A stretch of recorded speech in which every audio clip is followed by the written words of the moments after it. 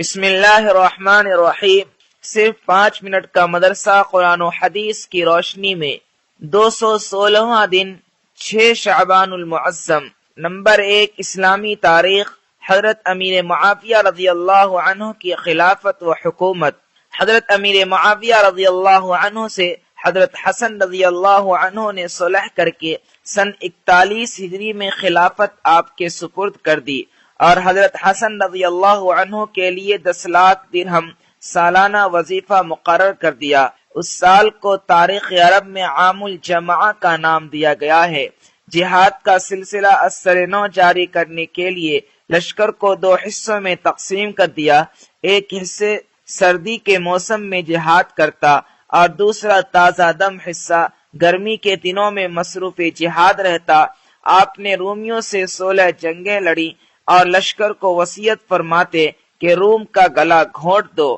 ان کے دور خلافت میں بحری بیڑے کے ذریعے جزیرہ قبرص فتح ہوا، افریقہ اور روم کے کچھ قلعے فتح ہوئے، جنگ سجستان کے ذریعے سندھ کا کچھ حصہ مسلمانوں کے قبضے میں آیا، ملک سوڈان اور کابل فتح ہوا اور مسلمان ہندوستان میں قندمیل کے مقام تک پہنچے۔ افریقہ میں سوڈان تک اسلامی پرچم لہرا دیا۔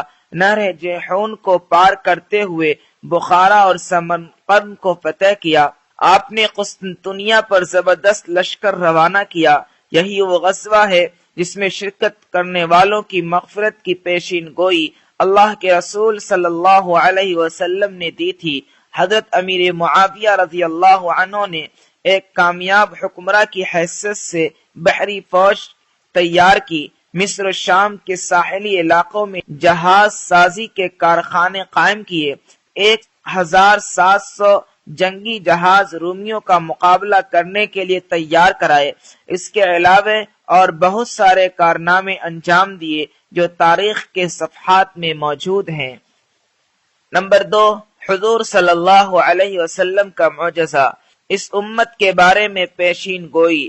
رسول اللہ صلی اللہ علیہ وسلم نے فرمایا، تم لوگ ہو بہو ان لوگوں کے طریقوں کی پیروی کرو گے جو تم سے پہلے گزرے ہیں، یہاں تک کہ اگر وہ ایک جنگلی جانور سوسمار کے سوراخ میں گھسے ہوں گے تو تم بھی اس میں گھس جاؤ گے۔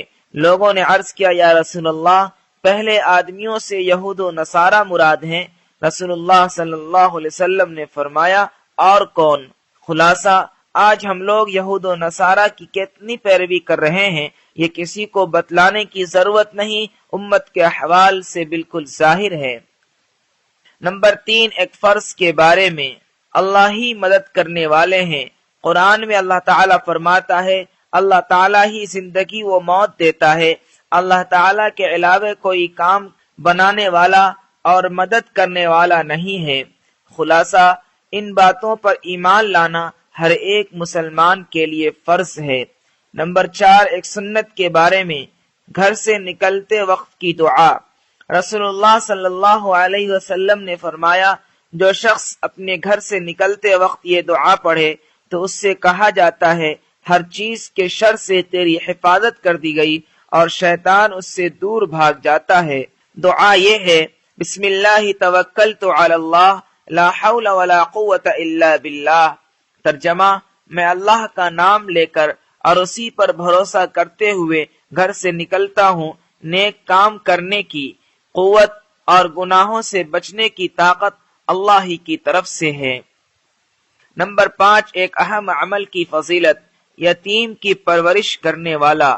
رسول اللہ صلی اللہ علیہ وسلم نے فرمایا، میں اور یتیم کی پرورش کرنے والا جنت میں اس طرح ہوں گے۔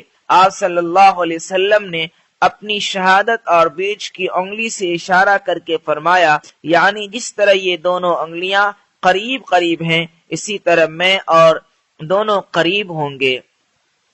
نمبر 6، ایک گناہ کے بارے میں۔ بخل و کنجوسی کرنا۔ قرآن میں اللہ تعالیٰ فرماتا ہے، جو لوگ خود بھی کنجوسی کرتے ہیں اور دوسروں کو بھی کنجوسی کرنا سکھاتے ہیں اور جو کچھ اللہ تعالیٰ نے اپنے فضل سے ان کو دیا ہے اس کو چھپاتے ہیں، اور ہم نے ایسے نافرمانوں کے لیے ذلیل کرنے والا عذاب تیار کر رکھا ہے۔ نمبر 7، دنیا کے بارے میں۔ دنیا کی چیزیں یہی رہ جائیں گی۔